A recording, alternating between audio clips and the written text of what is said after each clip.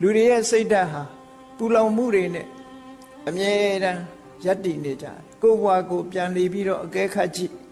စိတ်မပူရဘူးဆိုတဲ့ပုဂ္ဂိုလ်တရားဟာ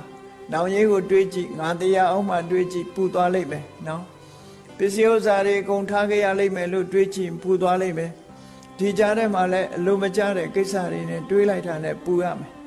တေးသေးချာချာမသိဘဲနဲ့နေရင်သာမျက်ကန်းတစ်စီမကြောက်ဖြစ်နေမှာတကယ်တော့စိတ်ပူစရာကြီးတွေကြီးပဲအကုန်အဲ့ဒီစိတ်ပူနေမှုတွေဟာ